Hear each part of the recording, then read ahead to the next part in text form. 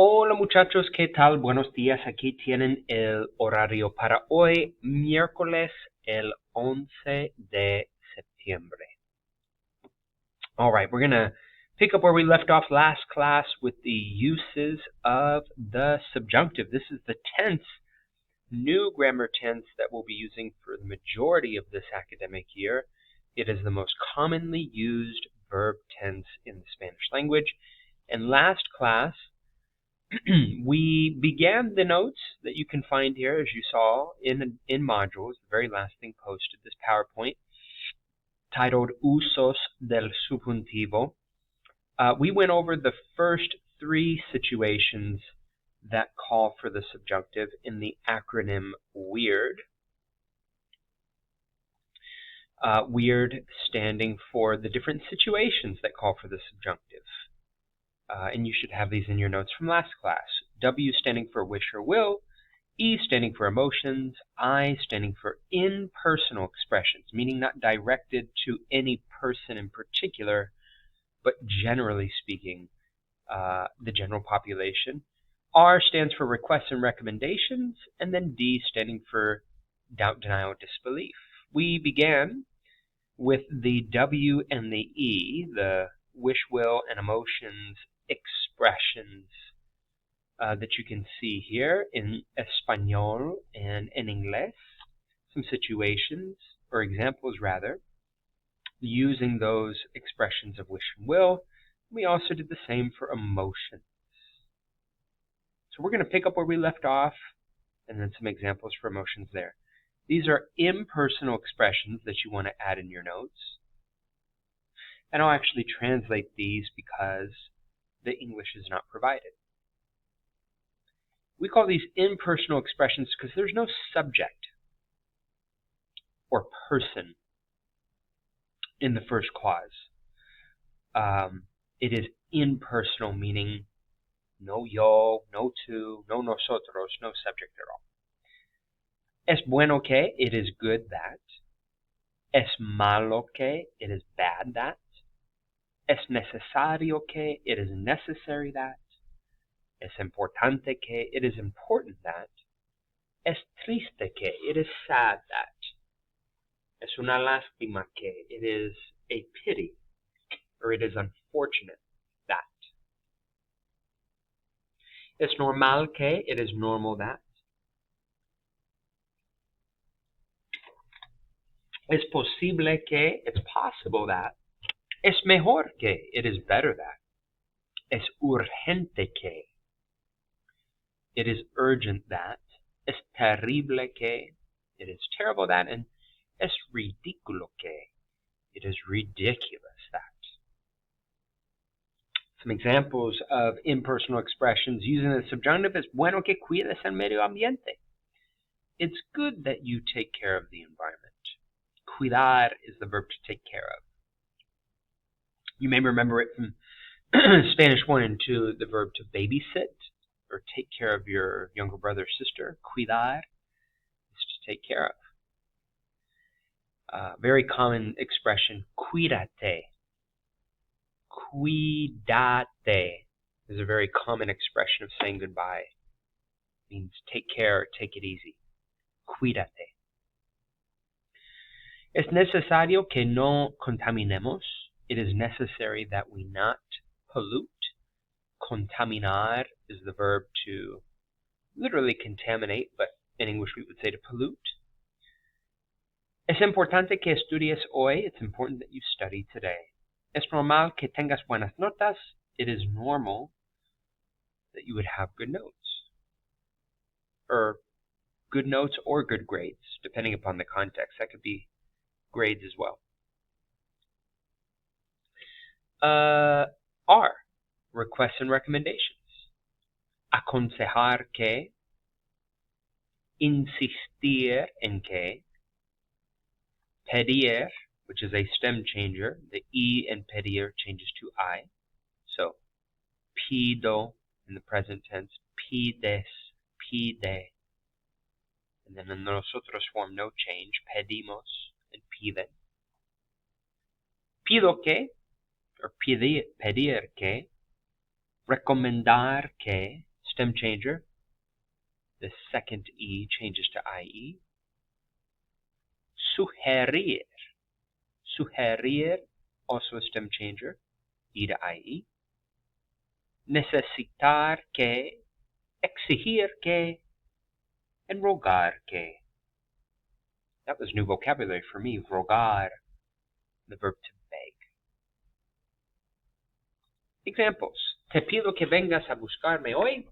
I ask that you come look for me today or come find me today. Yo insisto en que no llegues tarde.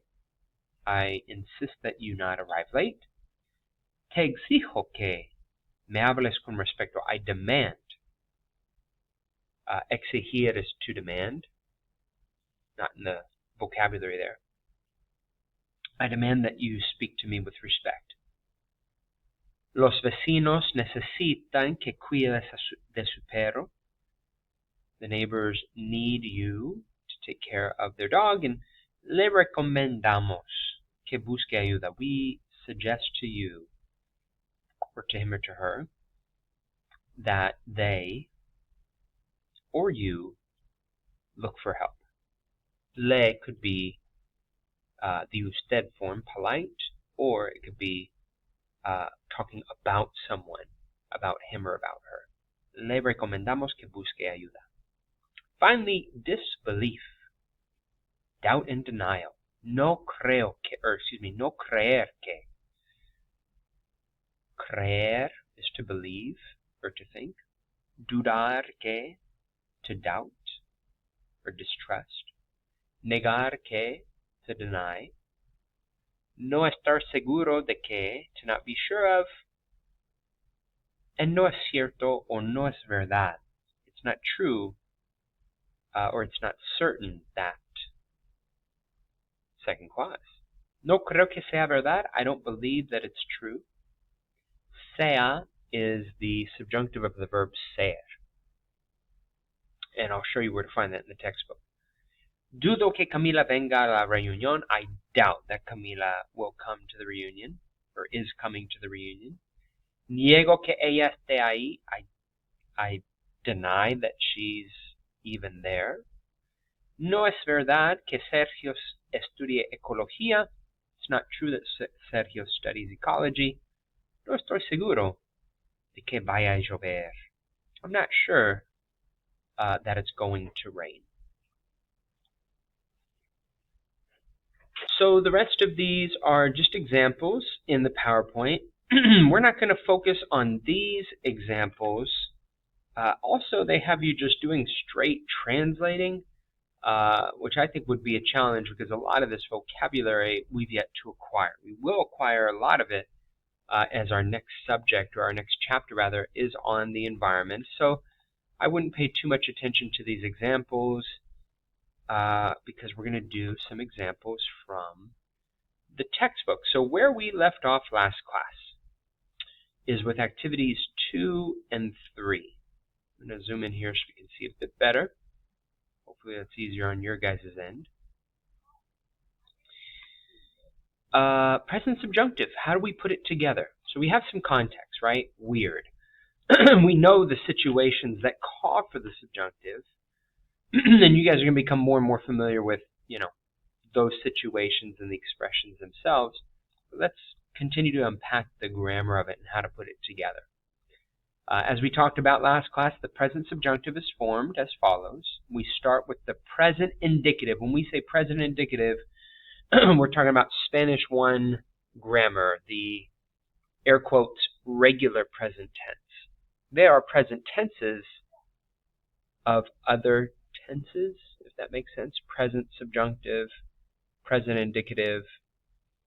Present indicative is o, as, a, amos, an, o, es, e, hemos, en, o, es, e, imos, en.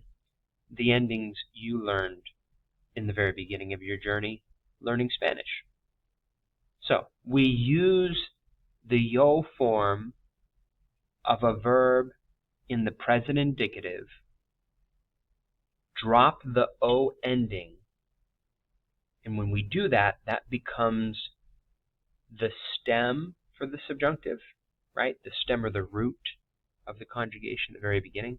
And then we add to that stem your present subjunctive endings. And as we have observed last class, they essentially flip-flop, right? What are normally ER and IR endings in the present indicative become AR verb endings in the present subjunctive. I'll say that one more time. What are normally ER and IR endings in the present indicative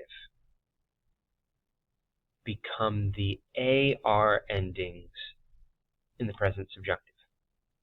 So a verb like cantar, when conjugated in the subjunctive, cante, cantes, cante, cantemos, canten.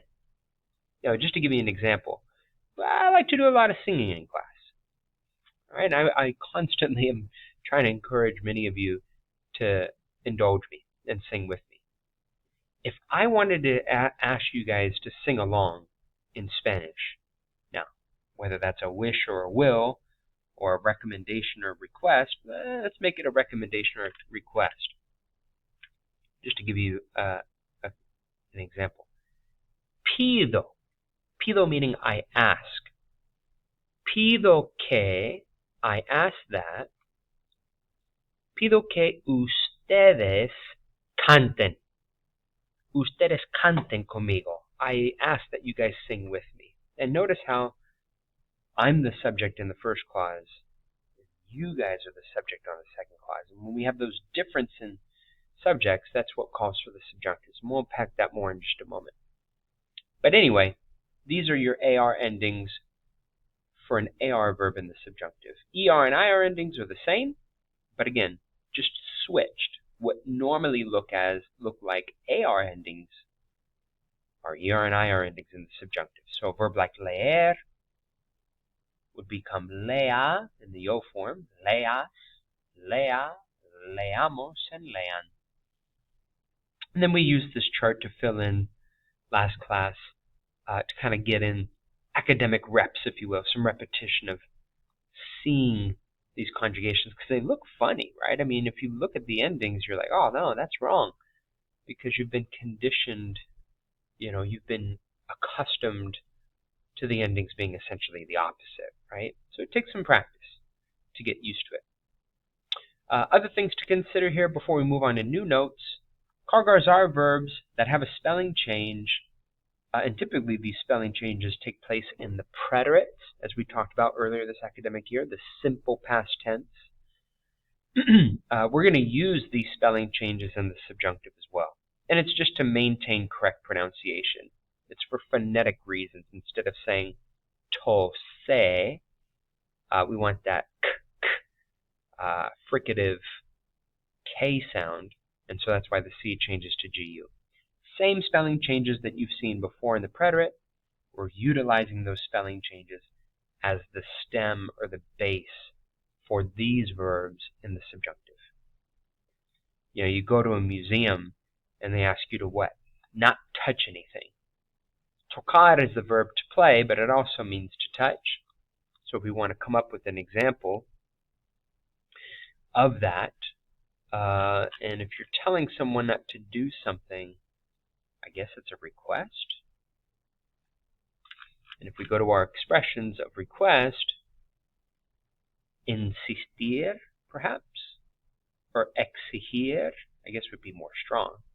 Exijo, I demand. Exijo que tú no toques. Exijo que tú no toques. I demand that you don't touch that. Don't touch that, right? As a command or request. All verbs that have stem changes in the present indicative follow the same stem change pattern as the subjunctive, just like what we see up here with irregular verbs like tener and conocer, that we're utilizing that irregular stem that takes place in the present indicative. That irregular stem is also going to be used in the present subjunctive. Same stem, different endings. Following verbs are irregular in the present subjunctive. I'll draw your attention to, I guess really all of them, but two in particular are going to come up a lot. And they come up a lot in any tense. And they're irregular in any tense as well. Ir, the verb to go. Vaya, vayas, vaya, vayamos, vayan. And then ser would be sea, seas, sea, seamos, and sean. Remember, we saw that as an example. No creo que sea verdad. I don't believe that it is true, whatever it is in this context. All right, so that's where we last left off, and I appreciate your patience in this video, but the subjunctive, man, there's a lot to unpack here. So we're going to unpack now 4.3. You guys have taken down everything, all the rest of this in your notes, the 5 situations that call for the subjunctive. So now we're just going to add a little bit more from 4.3, página 15. And then we're going to knock out activity 4 and 5, and we're done for today's lesson. A lot of notes, and I appreciate your patience with that. The present subjunctive, and period 8, you actually you kind of jumped ahead. Leaders in the class kind of led us to cover this a little bit earlier than we otherwise would have. But this is really important. This first bullet point. The present subjunctive is used in sentences made up of 2 clauses, and as you write that in your notes, please circle or highlight or put in a different color 2 clauses. Okay, there are 2 subjects, if you will, in the subjunctive. The subjunctive requires that there be 2 subjects.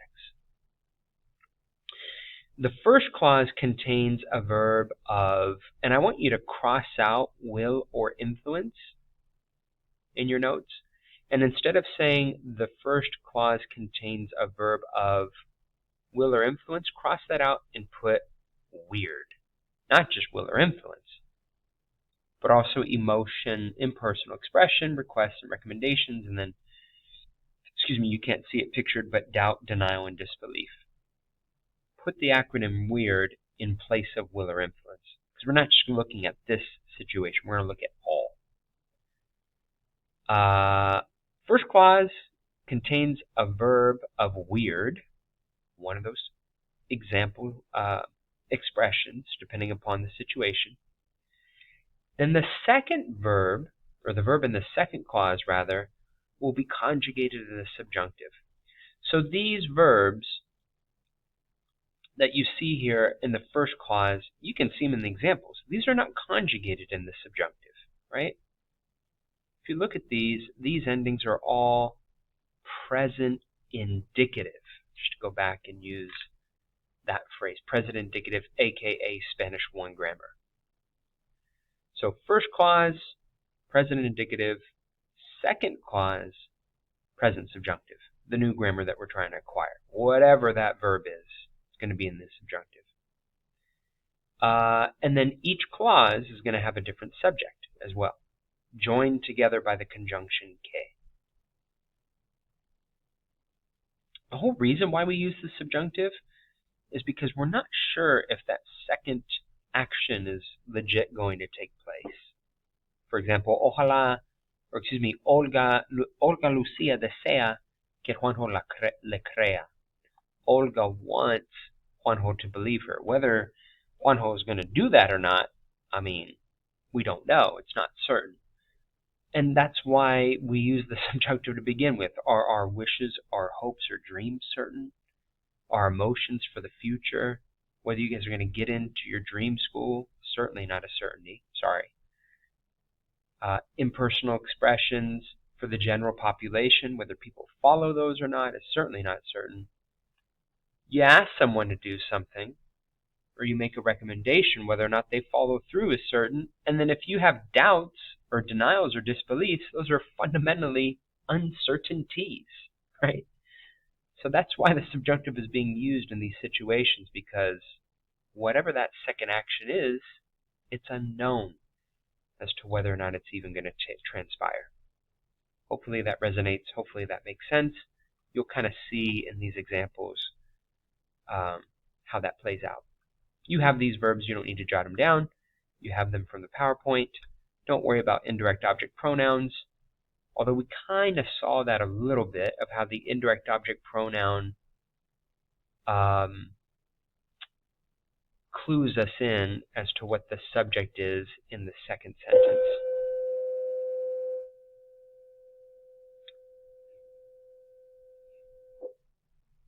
Impersonal expressions, meaning they don't have a specific subject, are considered verbs of will or influence, but I would also say recommendations as well. But fundamentally, they go under the category of impersonal expressions. You could consider them as requests or recommendations. You can consider them to also be expressions of will or will, but we have them as a singular category because these expressions don't have a subject. And then lastly, if the sentence contains only one subject, then there's no need for the subjunctive at all. If there's only one subject, no change in subjects, then that second verb would be in the infinitive. Give you an example. Beto quiere que vayamos a la tienda. Beto wants us to go to the store. Two subjects, dos sujetos, Beto and nosotros. Beto quiere ir a la tienda. Beto wants to go. Well, Beto's in control. Beto's in control of Beto. There's no wish or desire, if you will. It's kind of within his autonomy to make that decision. If there's only one subject, bottom line, no need for que, no need for the subjunctive for the second verb. That second verb, as you guys remember from level 2 and level 1, when we have two verbs together, the first verb is conjugated, regular present tense. Second verb is left in the infinitive. All right, we are going to do activity 4 and 5 now together. For activity 4, completa la oración con el presente del subjuntivo del verbo entre paréntesis. And what I want you to do for this activity, I want you to circle the verb that's conjugated in the first clause. I want you to put a square or maybe an underline underneath que. And then I want you to provide or circle also the second subject. Whatever the second subject is, that's what's going to influence how the second verb is going to be conjugated. I'll do the first 3 with you, and then I'll pause to have you guys do 4 through 11. And if I were you, I would also challenge yourself, which situation of the subjunctive is being used? Based upon the expression that's used at the beginning, the verb at the beginning, is this a situation of will, emotion, impersonal expression, recommendation, or doubt denial? If you want to write that as well, might be a good idea. Number 1, el profesor sugiere que sus estudiantes blank ensayos originales. Sugiere is our verb. Let's circle that in the first clause. That's to suggest.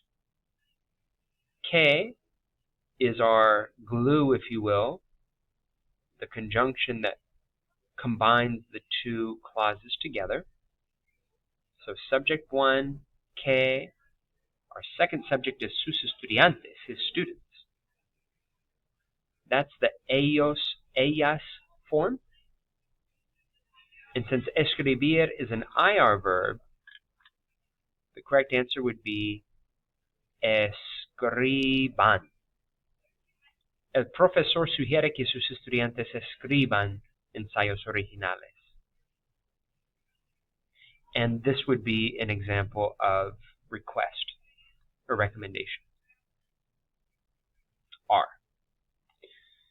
Mamá nos ruega que blank nuestro cuarto. Mom begs us to clean our room.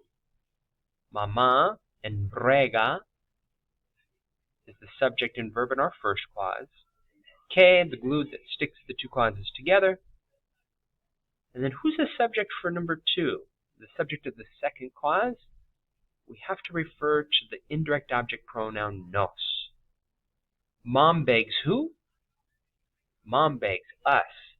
We are the subject of the second clause. So the verb arreglar, which is to clean or to fix, conjugated in the nosotros form, would be arreglemos. Mamá nos ruega que arreglemos nuestro